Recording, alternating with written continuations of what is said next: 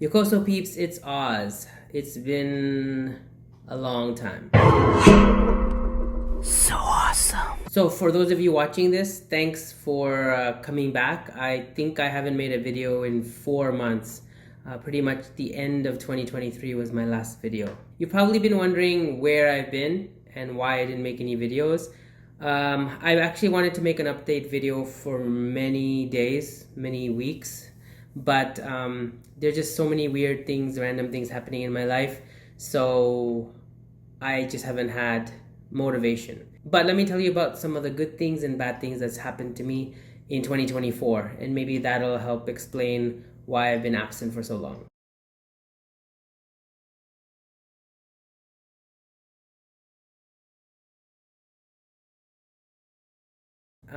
It hasn't changed much, so that's kind of the only stable thing in my life. I have type 2 diabetes, for those of you who don't know. I've been exercising, trying to watch what I eat. Mayu is a good cook and she's a nutritionist, so that's been helping a lot. It was a change from Japanese diet to Canadian diet, a lot more food, a lot more heavier food. So that was a bit of an adjustment, and just portion size was the most difficult thing to deal with. So I think that's kind of what I've been here now actually for 2 years now. It'll be 2 years in like 2 weeks, so this is like my 2-year anniversary, I guess, being back from Japan. So I've pretty much adjusted to the lifestyle, like diet wise, food wise. So when I first got here, I think it was a little bit harder. My diabetes was getting a little bit worse. My sugar was getting high. My A1C was pretty high.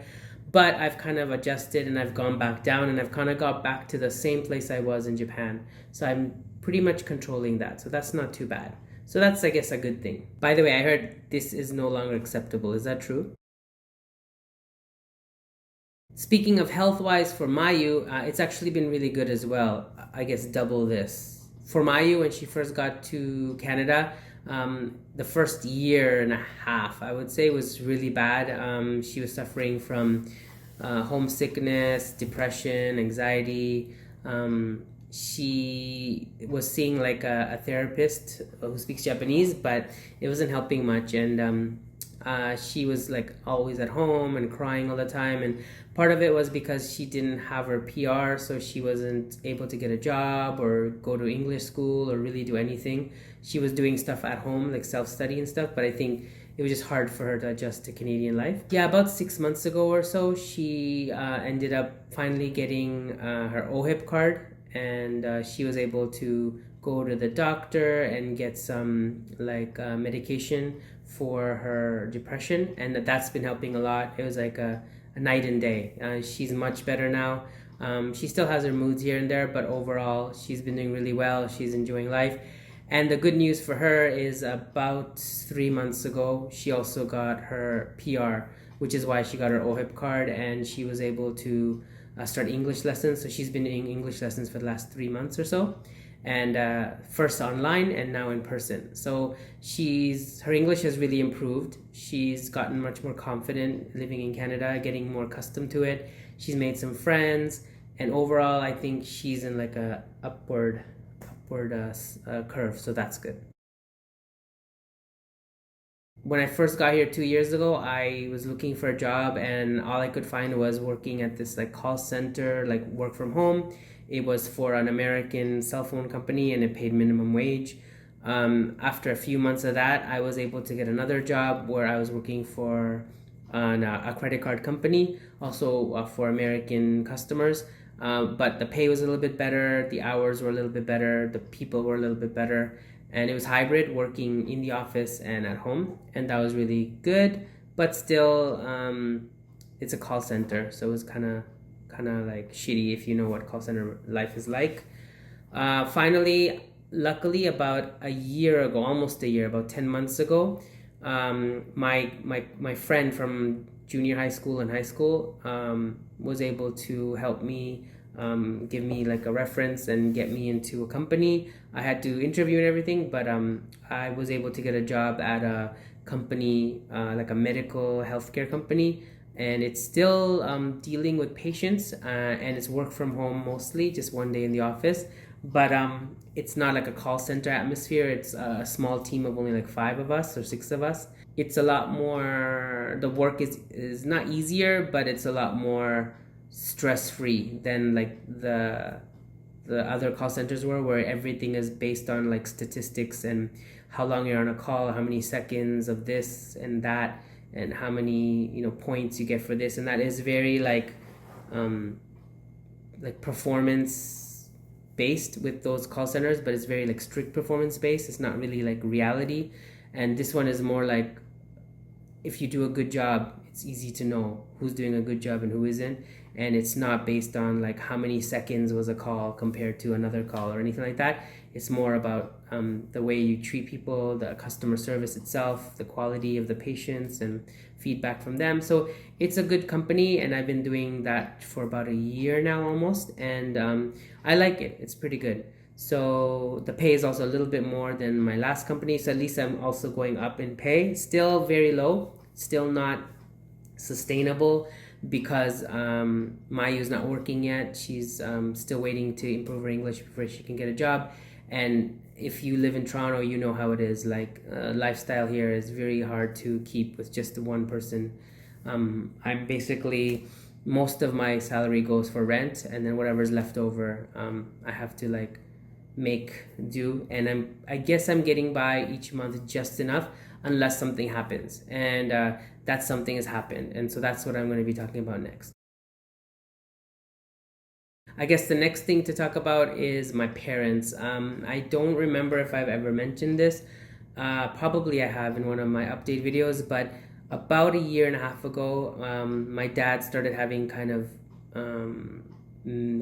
memory issues and stuff like that. And we were lucky that we were like, he was always going to the doctor and always getting different tests and everything, but it declined a lot faster than anyone expected. And so originally his doctor was thinking it was Alzheimer's, but Alzheimer's takes a longer, and this has declined really quickly. In a year, he went from driving, shopping, banking, doing everything, to now he can't figure out how to turn on the hot water or cold water, or he doesn't, his body is also like deteriorating, so he has like no muscle and his legs are really skinny, and he keeps falling over. We were just at the emergency hospital last week because he fell down, and there was a giant, which we found out later was a hematoma on his back, and then he had to get x-rays and all that stuff. And then a couple of days later he fell again in the middle of the night. He bumped his head. So now it's to the point where he needs 24-hour care. We have, that's been I think the biggest struggle for me, is I've been having to balance taking care of my life here with my career and Mayu and Maple, and then at the same time taking care of my dad and mom, because my mom and dad are both sick, unfortunately, so there's not like one parent who can help the other one. So my weekends are mostly taking my parents shopping, getting things done, whatever they need for the week. And then during the week, sometimes my mom has doctor's appointments, and sometimes my dad has doctor's appointments. So between me and my sister, we've been busy just taking my parents pretty much like between 5 to 10 doctor's appointments a month, every month, between the split between the two of us. And on top of that, helping out at home. And then my mom is also in a bad condition. She was on permanent disability since I think 40, because she had a liver cancer and a liver transplant, and she was just had a lot of issues after that. And then my dad was okay until like I said 2 years ago, and then slowly it started getting worse. But now it's to the point where he can't dress himself. He doesn't recognize my mom most of the time. He thinks she's like the cleaning lady, and he always doesn't realize he's at home. He always tries to get out of the house and try to say he's trying to go home to meet his mom. So mentally he's not there, and physically he's not there. Yeah, so I think that's been one of the main reasons. I've been just not even just too busy, but just didn't feel like I had really anything going on and worth saying. So I think that the dad thing was probably one of the main reasons why I didn't make videos recently. And along with that, one more piece of bad news, I guess, is Maple. Maple, who I actually originally got in Canada, we moved together to Japan, then we moved back together in Canada. He is 15 years old now, which is amazing. So he's a survivor because I think Jack Russells are their life expectancy is 13 or 14 years, and he's already 15 and a half. So that's good news. But about a year and a half ago, maybe just when we were leaving Japan or just when we arrived in Canada, he was diagnosed with a heart murmur. So we've had him on heart murmur medicine, which isn't bad. It's expensive, but it isn't bad. But unfortunately, this January, so just a couple of months ago, he started losing a lot of weight. He started peeing a lot. He started feeling sleepy all the time, and he didn't really want to go out much for walks and stuff. So we took him to the vet, and then he was diagnosed with like kidney disease or kidney something. So there's different stages: stage 1, 2, 3, and 4. Stage 1 and 2 are pretty much, you don't really know, you can't even tell really. Stage 3 is when it starts getting to like what Maple was doing, and stage 4 is like when it's near the end and they're just like not able to function and their body's breaking down. So I think Maple's kind of actually 2.5 because he's not too bad, but like after we gave him like they gave us medicine, which cost a lot of money as well, and then some other changes in his food, and then he has to do an IV every couple of days or so.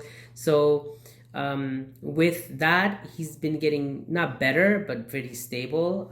He doesn't like puke or diarrhea or much. Like he was doing that earlier on in January, but he hasn't done that much in the last couple of months. So he seems like he's doing well, he's doing okay, but he's still really weak. He's still lost a lot of weight. His legs are kind of almost like my dad. They're kind of like both off balance. So I don't know how much longer Maple is gonna be around, so that's been kind of tough too. Mayu and I have been trying our hardest to just like stay with him and be happy with him. And good thing is he's not in pain at all. He doesn't seem like he's not whimpering, or he doesn't seem like he's like not enjoying his life, because if you give him a treat, he still goes crazy. He still enjoys his walks. He still goes around and he still does his like walk, like his regular walk routine and everything. He just doesn't eat as much, so his appetite has gone down a bit, and his body's kind of like weak. He has trouble, like he used to be able to jump on our bed and jump on the table and stuff. Now he kind of like slips and falls. So we have in front of our bed, we have this kind of like step thing where for pets that he can climb up and stuff like that. So yeah, that's also bad news. So but I know that's part of life, and that's just the way it is. Both my dad and my mom and my dog are all in that like older phase, their senior citizen phase, so I get it. But that is saddening, and that's also been another reason why I just haven't really gone anywhere or done anything or had anything really to celebrate, I guess. I'm not just doing nothing at all. I've been working, Mayu's been going to school, and on our days off, we are trying to still try to have fun. We sometimes meet up with my friend, Kareem, KG79, or my friend Yoko, and we still go out and, just hang out for dinner sometimes once in a while. Good news was it was our 2-year anniversary for me and Mayu in the end of February. So we went out to this really interesting seafood restaurant, which I made a video of, but I just haven't uploaded. So I'll probably do that next. So that's something we did. And then for Mayu's birthday, which was just a couple of weeks ago, we went to a teppanyaki restaurant called Hibachi, which if you're in Canada, you probably have heard of it. We went to do that, and that was actually Mayu's first time to witness that, so that was kind of fun.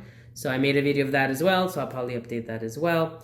But before those videos, I just wanted to let you know where I'm at, why I've been missing, and to let you know I'm still alive, I'm still doing okay. I'll tell you the truth, I'm not as happy as I was in Japan, but that's just because life here is more difficult, especially with my family and the health issues and all that stuff going on, and then with Maple on top, and then Mayu still adjusting. It's been tough on all of us, not just me. So but hopefully things will get better. And now that Mayu has her PR, she can travel again, so we might do a trip to Japan or something soon. So we'll see what happens. But this was an update for you guys that still stick around and are wondering if I'm still alive. I am. Yeah, and I guess that's it. So if you watched this far, then you're definitely awesome. And yeah, that's it. Thanks for watching and see you next time. Peace. Is that how you eat croissants? Lying on the sofa with all the crumbs? Except I saw him weep. It was like... This is the end of a video by a brown man born in Canada, who lived in Japan and is back in Toronto, with a Japanese wife and a dog named Maple.